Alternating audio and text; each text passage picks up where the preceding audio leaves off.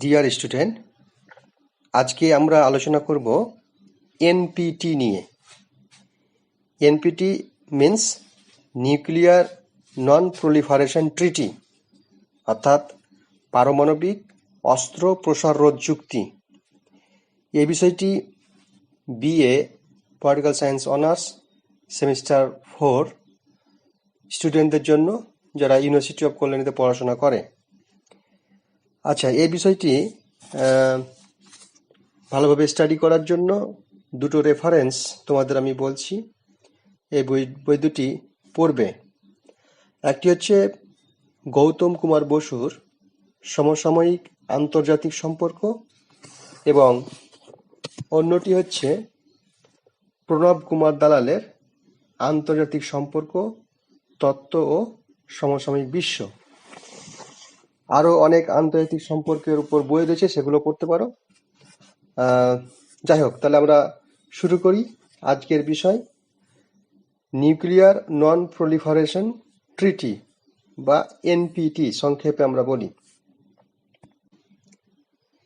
NPT তোমরা জানো যে নিরস্ত্রীকরণ এবং পারমাণবিক অস্ত্র নিয়ন্ত্রণের ক্ষেত্রে একটা অত্যন্ত গুরুত্বপূর্ণ উদ্যোগ।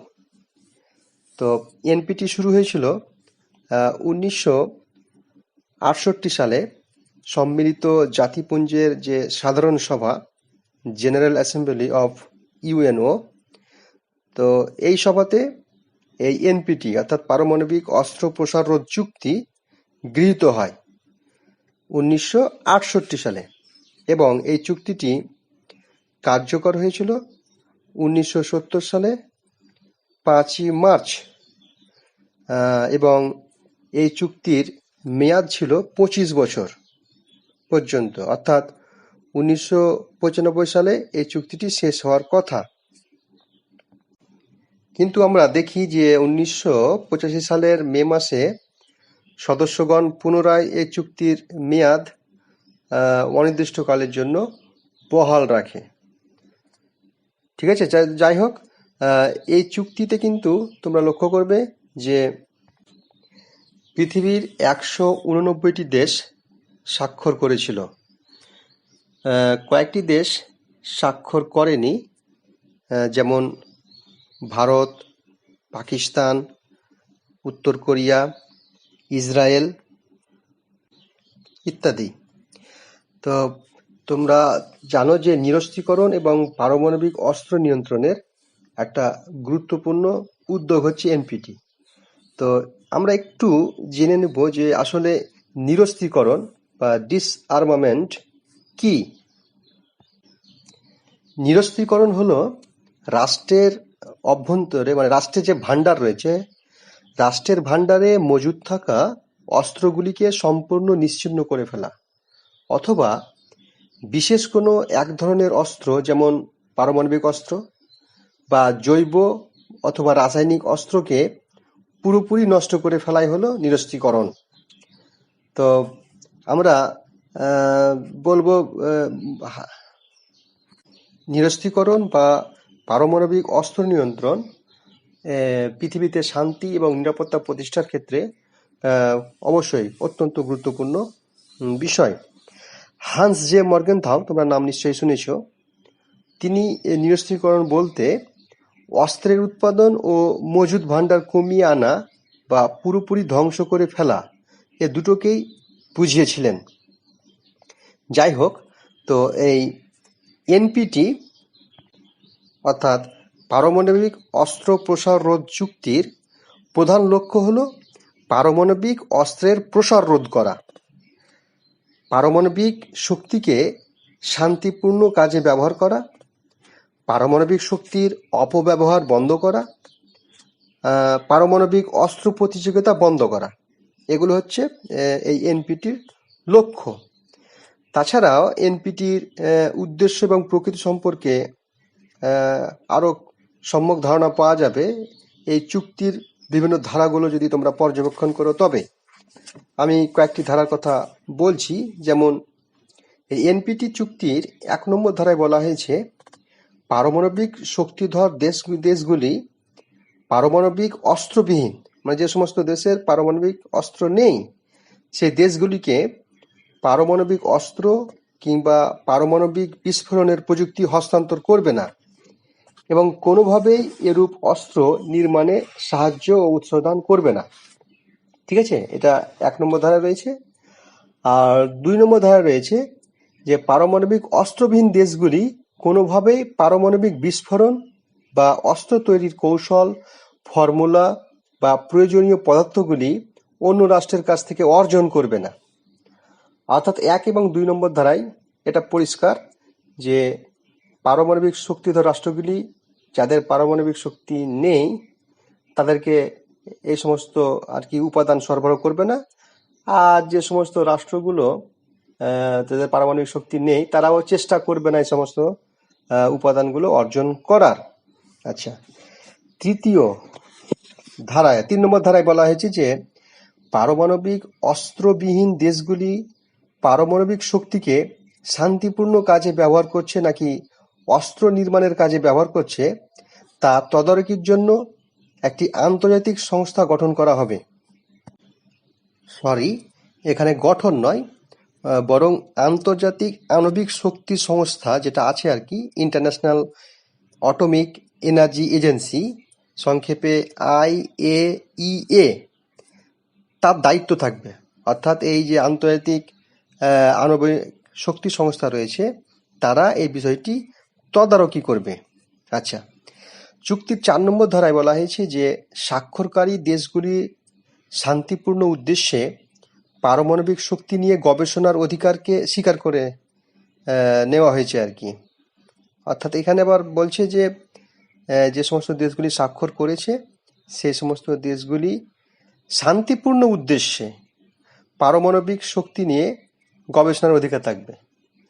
এই বিষয়টি কিন্তু একটা সমস্যা হয়ে দাঁড়িয়েছে, আমরা পরে বলবো, যে বিভিন্ন দেশ কিন্তু এই শান্তিপূর্ণ উদ্দেশ্যে এই কথাটা ব্যবহার করেই কিন্তু পারমাণবিক শক্তি অর্জন করার চেষ্টা করে।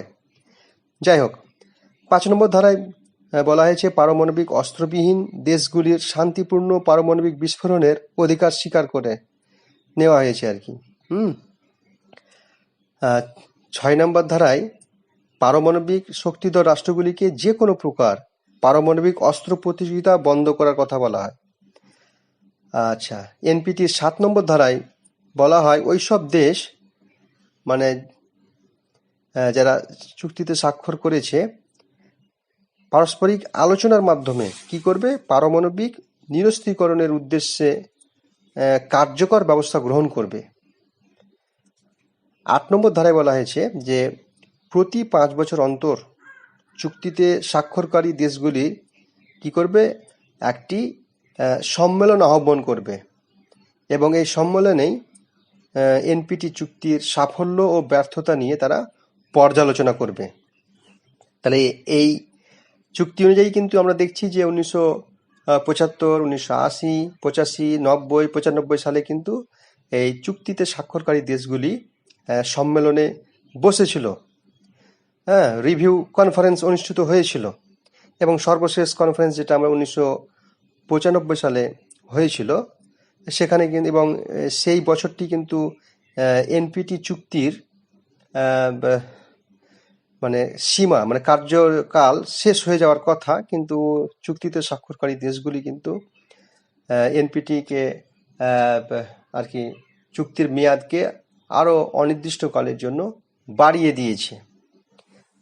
যাই হোক, তাহলে আমরা বুঝলাম যে এই NPT নিউক্লিয়ার নন প্রলিফারেশন ট্রিটি অত্যন্ত গুরুত্বপূর্ণ একটা চুক্তি। আন্তর্জাতিক ক্ষেত্রে এই পারমাণবিক অস্ত্র নিয়ন্ত্রণ করার ক্ষেত্রে এই চুক্তিটি খুবই গুরুত্বপূর্ণ। এই চুক্তিটির 3টি প্রধান দিক হলো যে সম্প্রসারণ রোধ, মানে পারমাণবিক অস্ত্রের সম্প্রসারণ রোধ, নিরস্ত্রীকরণ এবং পারমাণবিক প্রযুক্তির শান্তিপূর্ণ প্রয়োগ। তো চুক্তির শর্ত অনুযায়ী মার্কিন যুক্তরাষ্ট্র, গ্রেট ব্রিটেন, ফ্রান্স, রাশিয়া ও গণপ্রজাতন্ত্রী চীন, যারা আর কি পারমাণবিক শক্তিধর রাষ্ট্র সেই সময়ের, তারা অঙ্গীকারবদ্ধ ছিল যে তারা পারমাণবিক বা আণবিক অস্ত্র অন্য দেশকে সরবরাহ করবে না এবং কোনোভাবেই পারমাণবিক অস্ত্রবিহীন দেশগুলিকে নন নিউক্লিয়ার উইপন সিস্টেম আচ্ছা এই অস্ত্র উৎপাদনে সাহায্য করবে না বা উৎসাহিত বা প্ররোচিত করবে না। তারা আরো অঙ্গীকার করেছিল যে যে ইন্টারন্যাশনাল অ্যাটমিক এনার্জি এজেন্সি, যেটাকে আমরা IAEA বলি, তো এই এজেন্সির দ্বারা নির্ধারিত শর্তগুলি মেনেও চলবে এবং IAEA কে নিজ নিজ দেশের পারমাণবিক চুল্লি পরিদর্শনের অনুমতিও দেবে। কিন্তু তোমরা জানো যে এই ভারত, পাকিস্তান, ইসরায়েল ও উত্তর কোরিয়া এই দেশগুলি কিন্তু আহ, পারমাণবিক অস্ত্র উৎপাদনে সক্ষম দেশ, যারা এখনো এই চুক্তিতে স্বাক্ষর করেনি। তো এক্ষেত্রে আমরা বলবো যে ভারত কেন এই এনপিটি এই চুক্তিতে স্বাক্ষর করেনি, সেই কারণগুলো তোমাদের তুলে ধরবো। তো তার আগে আমরা একটু বলে নিই,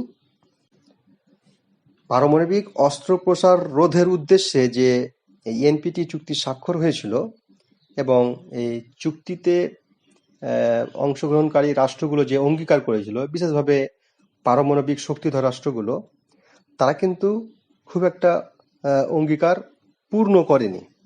অর্থাৎ এই এনপিটি যে চুক্তি, সেটা কিন্তু অনেকটাই ব্যর্থ হয়েছে। আমরা জানি যে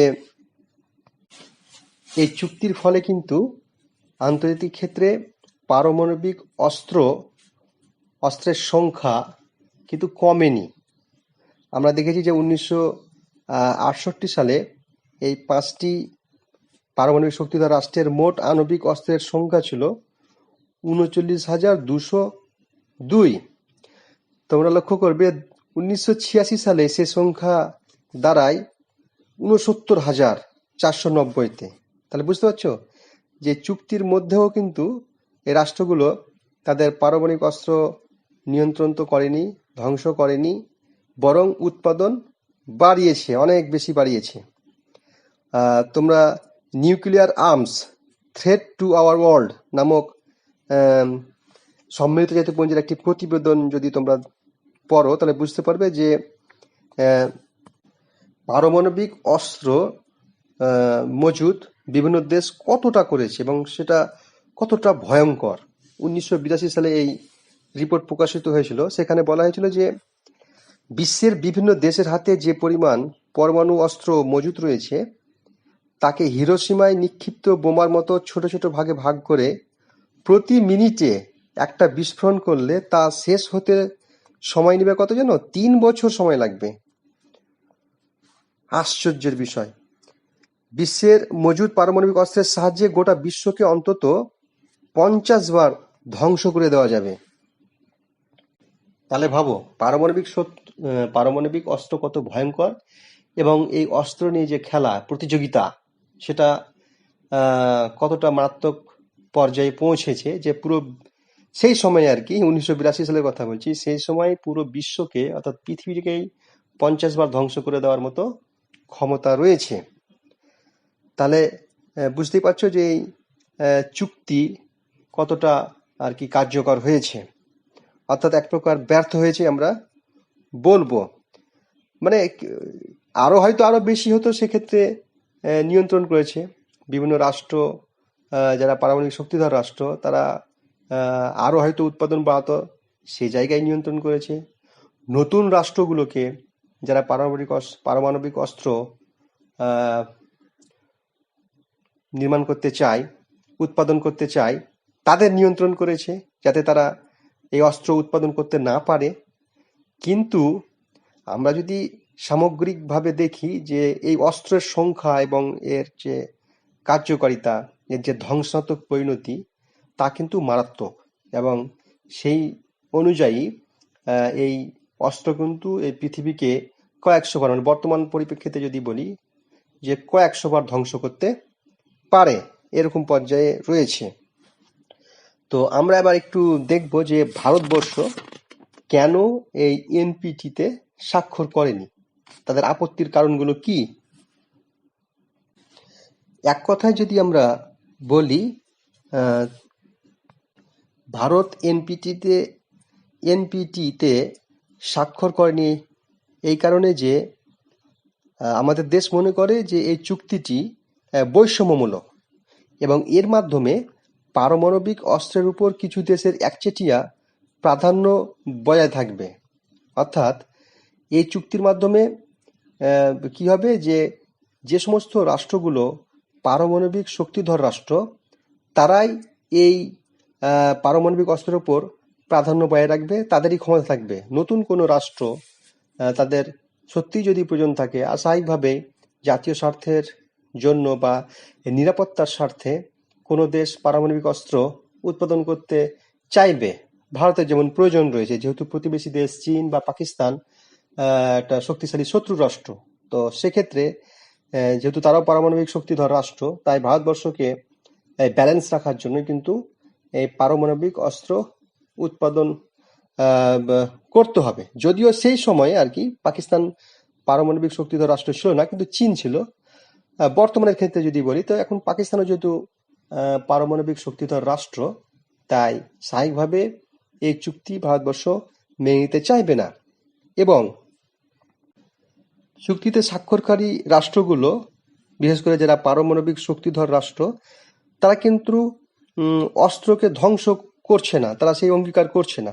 অর্থাৎ তাদের কাছে অস্ত্র থাকবে এবং নতুন রাষ্ট্র অস্ত্র মানে পারমাণবিক অস্ত্র উৎপাদন করতে পারবে না, এটা কিন্তু বৈষম্যমূলক, যার কারণে ভারতবর্ষ এই চুক্তিতে স্বাক্ষর করেনি। পারমাণবিক অস্ত্রের ক্ষেত্রে ভারতবর্ষ শান্তিপূর্ণ পথে চলতে চায়। তাদের ঘোষণা রয়েছে যে পারমাণবিক অস্ত্র তারা কখনোই প্রথম ব্যবহার করবে না, অর্থাৎ একমাত্র আত্মরক্ষার জন্যই এই পারমাণবিক অস্ত্রের উৎপাদন। ভারতবর্ষকে মার্কিন যুক্তরাষ্ট্র সহ পশ্চিমা রাষ্ট্র বিভিন্ন সময়, বিশেষ করে এই পোখরান-2 বিস্ফোরণের পরে কিন্তু ব্যাপক চাপ সৃষ্টি করেছে, কিন্তু ভারতবর্ষ তার অবস্থান থেকে সরে আসেনি, অর্থাৎ এখনো এনপিটিতে স্বাক্ষর করেনি। কারণটা একটাই, যে ভারতবর্ষ মানে চুক্তি মেনে যে বাধ্যবাধকতা তৈরি হবে যে অবশ্যই আর অস্ত্র উৎপাদন করতে পারবে না, সেই জায়গাটা হারাতে চাইছে না। ভারতবর্ষ চাইছে না যে পারমাণবিক অস্ত্রের প্রতিযোগিতা বা পারমাণবিক অস্ত্র উৎপাদন করতে, কিন্তু যেহেতু প্রতিবেশী রাষ্ট্রগুলো পারমাণবিক শক্তিধর রাষ্ট্র, চীন এবং পাকিস্তানের কথা এখানে বলা হচ্ছে, এবং তারা শত্রু মনোভাবাপন্ন, যার কারণে তারা মানে ভারতবর্ষ আর কি এই অধিকারটা হারাতে চাইছে না। আর তোমরা জানো যে চীন এই এনপিটিতে স্বাক্ষর করার পরেও কিন্তু তাদের অস্ত্র উৎপাদন করেই যাচ্ছে, অর্থাৎ তাদের পারমাণবিক শক্তি কিন্তু বর্তমানে অনেক উন্নত। তাহলে কিভাবে এই চুক্তিকে লঙ্ঘন করছে বুঝতে পারছো? তাহলে চুক্তির মধ্যে থাকা সত্ত্বেও কিন্তু চীন সহ উন্নত রাষ্ট্রগুলো কিন্তু তাদের অস্ত্র উৎপাদন বাড়িয়েই চলেছে, আর ভারতবর্ষ সহ যে সমস্ত উন্নয়নশীল রাষ্ট্র বা তৃতীয় বিশ্বের রাষ্ট্র যাদের জাতীয় স্বার্থের জন্য, নিরাপত্তার জন্য পারমাণবিক অস্ত্রের প্রয়োজন রয়েছে, তারাকে কিন্তু এই চুক্তির মাধ্যমে নিয়ন্ত্রণের মধ্যে রাখা হবে, যেটা সত্যি বৈষম্যমূলক। এবং তোমরা লক্ষ্য করবে যে 1995 সালের যে সর্বশেষ সম্মেলন হয়েছিল আর কি এনপিটির, সেখানে কিন্তু মানে এই 25 বছরের টার্মের মধ্যে সেখানে কিন্তু অনেক রাষ্ট্রই নতুন আপত্তি ছিল এই চুক্তিটি সম্প্রসারণের ক্ষেত্রে, কিন্তু মার্কিন যুক্তরাষ্ট্রের চাপের ফলে কিন্তু অনেক রাষ্ট্রের আপত্তি সত্ত্বেও তারা এই চুক্তিটিকে সম্প্রসারণ করেছে, অর্থাৎ অনির্দিষ্টকালের জন্য এর মেয়াদ বৃদ্ধি করেছে। যদিও ভারতবর্ষ সহ ওই যে বললাম পাকিস্তান, ইসরায়েল, এই সমস্ত রাষ্ট্রগুলো কিন্তু এখনো এই চুক্তিতে স্বাক্ষর করেনি। যাই হোক, পারমাণবিক অস্ত্র সম্প্রসারণ রোধের ক্ষেত্রে এনপিটি একটা গুরুত্বপূর্ণ উদ্যোগ। আমরা অবশ্যই এটাকে মেনে নেব, কারণ পৃথিবীব্যাপী যেভাবে বিভিন্ন রাষ্ট্রের মধ্যে অস্ত্রের প্রতিযোগিতা, বিশেষ করে এই যে ব্যাপক ধ্বংসযোগ্য পারমাণবিক অস্ত্রের যে প্রতিযোগিতা বেড়েই চলেছে। ঠান্ডা যুদ্ধের সময় তোমরা তো দেখেছো, দীর্ঘ 5 দশক ধরে মার্কিন যুক্তরাষ্ট্র এবং সোভিয়েত ইউনিয়নের মধ্যে যে মানে স্নায়ুযুদ্ধ চলেছিল, সেখানে কিন্তু এই অস্ত্রের উৎপাদন তারা বাড়িয়েছে এবং ব্যাপক ক্ষমতা অর্জন করেছে। তো সেক্ষেত্রে সেই পর্বের মধ্যেই এই যে একটা উদ্যোগ পারমাণবিক অস্ত্র সম্প্রসারণ রোধ চুক্তি, সেটা কিন্তু অবশ্যই একটা ইতিবাচক দিক। এর আগেও কিন্তু বেশ কিছু উদ্যোগ দেখা গিয়েছে। তোমরা জানো যে 1945 সালে হিরোশিমা এবং নাগাসাকি, অর্থাৎ জাপানের যে হিরোশিমা এবং নাগাসাকিতে পারমাণবিক যে বিস্ফোরণ ঘটানো হয়েছিল, মার্কিন যুক্তরাষ্ট্রে যেটা ঘটেছিল তার ধ্বংসাত্মক পরিণতি কি হয়েছে। তো 1946 সালেই সম্মিলিত জাতিপুঞ্জের যে সাধারণ সভা, জেনারেল অ্যাসেম্বলি, সেই সভাতে জাতীয় অস্ত্র ভাণ্ডার থেকে পারমাণবিক অস্ত্র বর্জনের জন্য একটা প্রস্তাব গৃহীত হয়েছিল এবং সেই প্রস্তাব অনুসারে পরমাণু শক্তি কমিশন, যেটা অ্যাটমিক এনার্জি কমিশন, সেটা গঠিত হয়েছিল। তারপরে আমরা দেখছি যে ওই বছরই আর কি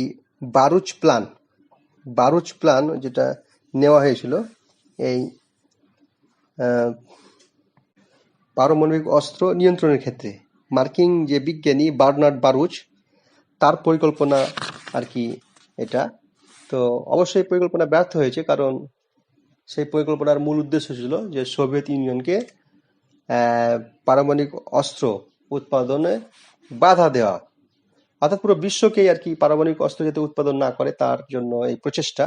তো স্বাভাবিকভাবে সেই সময় ঠান্ডা যুদ্ধের সময়, যেহেতু মার্কিন যুক্তরাষ্ট্র পারমাণবিক শক্তিধর রাষ্ট্র ছিল, তো এই উদ্যোগ নেওয়া হয়েছিল যাতে করে তার প্রতিদ্বন্দ্বী সোভিয়েত ইউনিয়ন অস্ত্র উৎপাদন করতে না পারে। যাই স্বাভাবিকভাবে সোভিয়েত ইউনিয়ন এই প্রস্তাব মানেনি বলে এই প্রস্তাবটা, মানে এই যে বারুচ পরিকল্পনাটা ব্যর্থ হয়েছিল। তারপরে আমরা দেখছি যে 1953 সালে মার্কিন রাষ্ট্রপতি আইজেনহাওয়ারের উদ্যোগে আর কি সম্মিলিত জাতিপুঞ্জে অ্যাটমস ফর পিস প্রস্তাব নেওয়া হয়েছিল এবং এই প্রস্তাবটি কার্যকর হয়েছিল 1957 সালে। এবং এই প্রস্তাব অনুসারে বা এই চুক্তি সোভিয়েত ইউনিয়ন কিন্তু এই চুক্তিতে স্বাক্ষর করতে সম্মত হয়েছিল অ্যাটমস ফর পিসে, এবং এর ফলে কিন্তু international atomic energy agency IAEA গঠিত হয়েছিল, যেটা 1957 সালের ঘটনা আমি বলছি। আচ্ছা, তারপরে আমরা দেখছি যে 1963 সালে PTBT, partial test ban treaty, চুক্তি স্বাক্ষরিত হয়েছিল, যেটা মার্কিন যুক্তরাষ্ট্র, গ্রেট ব্রিটেন এবং সোভিয়েত ইউনিয়নের মধ্যে সমুদ্রে, মহাশূন্যে অথবা স্থলভাগে আণবিক বিস্ফোরণ ও পরীক্ষা বন্ধের জন্য এই চুক্তিটি হয়েছিল। আন্তর্জাতিক ক্ষেত্রে আরো কিছু উদ্যোগ, এই নিরস্ত্রীকরণের উদ্যোগ রয়েছে, যেমন ধরে নাও যে সিবেড ট্রিটি 1972 সালে যেটা হয়েছিল, স্ট্র্যাটেজিক আর্মস লিমিটেশন টক, যেটা আগে সংক্ষেপে সল্ট 1 বলা হয়।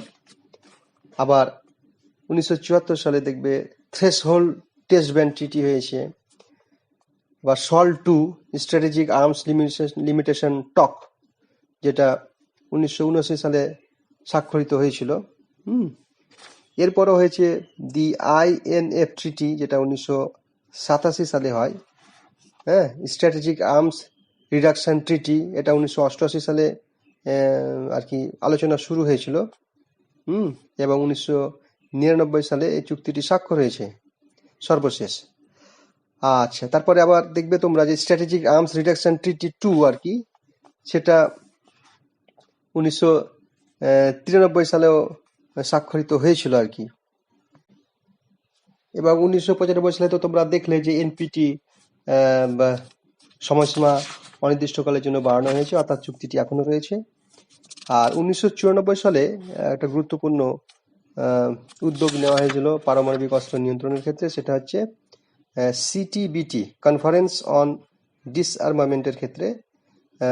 1994 সালে যে কনফারেন্স হয়েছিল, সেক্ষেত্রে এই সম্মেলনে নেওয়া হয়েছিল comprehensive test ban treaty, CTBT, যেটা খুবই গুরুত্বপূর্ণ। এই বিষয়টি আমরা পরবর্তী ক্লাসে আলোচনা করব, CTBT নিয়ে। ঠিক আছে, তো আমরা দেখছি যে আন্তর্জাতিক ক্ষেত্রে পারমাণবিক অস্ত্র নিয়ন্ত্রণ বা নিরস্ত্রীকরণের ক্ষেত্রে বেশ কিছু উদ্যোগ নেওয়া হয়েছে, খুব গুরুত্বপূর্ণ। এবং একই সময় কিন্তু আমরা দেখছি যে ঠান্ডা যুদ্ধের যে পরিবেশ, তাতে অস্ত্র উৎপাদনের যে রেষারেষি প্রতিযোগিতা সেটা চলছিল। অর্থাৎ একসঙ্গে যেমন পুরো বিশ্বব্যাপী অস্ত্র আহ, উৎপাদন চলছে, অস্ত্র প্রতিযোগিতা চলছে, তার সঙ্গে সঙ্গে আবার কিন্তু অস্ত্র নিয়ন্ত্রণের উদ্যোগও দেখা গিয়েছে। কারণ আমরা জানি যে অস্ত্র উৎপাদন, অস্ত্র প্রতিযোগিতা যত বেশি হবে, যুদ্ধের সম্ভাবনা ততই বাড়বে। তাই যুদ্ধ মুক্ত পৃথিবী গড়ার জন্য বা আর কি যুদ্ধের ভীতি দূর করার জন্য বা কিছুটা শক্তিশালী রাষ্ট্রগুলো তাদের আচরণকে নিয়ন্ত্রণ করার জন্য কিন্তু এই উদ্যোগগুলো নিয়েছে। ঠিক আছে? তো যাই হোক, এই সংক্ষেপে আলোচনা করলাম এনপিটি, নিউক্লিয়ার নন প্রলিফারেশন ট্রিটি। এ বিষয়ে তোমাদের কোনো প্রশ্ন থাকলে আমাকে করবে, আমি চেষ্টা করব এই প্রশ্নের উত্তর দেওয়ার।